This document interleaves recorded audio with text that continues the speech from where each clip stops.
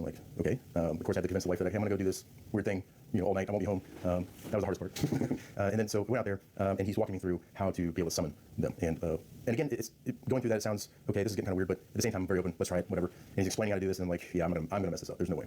Very, very positive emotions, very loving emotions. So you're projecting love to whatever the... That's the way he explains it, correct? Yeah. Or that's his method of how he does it. I mean, forgive me if I indulge this a little bit, but I mean, you're a special operations soldier by training. Special operations soldiers don't generally talk about projecting love. It's quite cool. Yeah, it was very... Again, I thought I was going to mess this up. I was going to fail the whole thing. I hadn't tapped in that side of me for a very long time, so I thought for sure, like, yeah, this is just going to be a waste of time. But yeah, that's what he asked, and I was like, all right, well, I'll try it. I'll try it. And very glad I did. He also mentions that it's very different for everyone, obviously, but they give you what they think you need.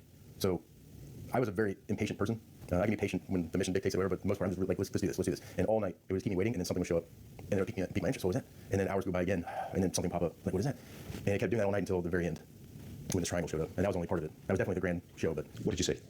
So I had just witnessed something that was unbelievable to me. And I turned to talk to my friend. I was like, that was unreal. What did you see? What was it? So the beginning of the show, if you will, this thing popped up way out in the atmosphere, and it started to fall.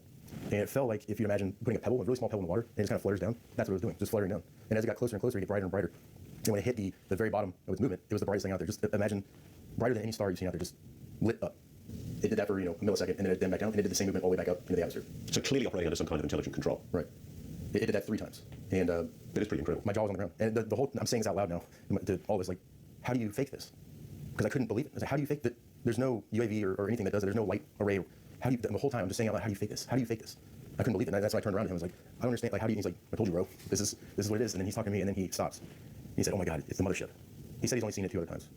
And I turned around, and that's when this massive triangle was in the sky. And please don't ask me to figure out how big it was or how far away it was. It was just, it was huge. Like hundreds of feet? For sure. Probably more. It was football field size? Bigger. Multiple football fields? For sure. Wow. How far away? I couldn't tell you. I had already been shocked and awe with this one little thing, and then now they presented this massive thing with other little things going on as well. Like what? So the triangle itself, it was moving west to east, very slowly. The lead point of the triangle was very bright, with the 2 ends dimmer. So there are lights? Correct. There are lights on each of the points. Do they glow? No, they remained the same brightness the whole time. They were white, with a little hint of orange in there, but mostly white. Is there a light in the middle? Sometimes on the triangles a light in the middle. No, there was nothing in the middle. Noise? No noise. They had little minions, if you will, flying all around it. Orbs? Yep, orbs. It would have been the same orbs we see all night that just kind of float around the sky. Sometimes they pull, sometimes they just remain the same and move. Same ones, but now they're spiraling around the same. So, really interesting to ask, did you, at that moment, obviously, I would have had a feeling of awe, but did you have a sense of some kind of psychological contact, psychic contact with the object? I mean, I don't know, because I was so paralyzed with what I was seeing. I just could not, again, saying out loud, how do you fake this? I could not comprehend what I was seeing. It was a solid object? Yes. Okay, let's think of the skeptical debunker arguments. Could it have been some kind of temperature inversion in the air? Was it a cold night? It was a cold night. Yeah, it was. So was it a clear night? Could you? It was absolutely clear, yes. So is it possible that what you were seeing was some kind of optical illusion? If it was, we were sharing it. There were 2 of us that shared that optical illusion. Your colleague, the psionic assist, had told you that it was coming? Yes. Throughout the night, he said, this is a good sign. Everything that we saw, like, this is a good sign. It's going to be a big night. So, as we know, as Jake has disclosed, this is what has been happening secretly in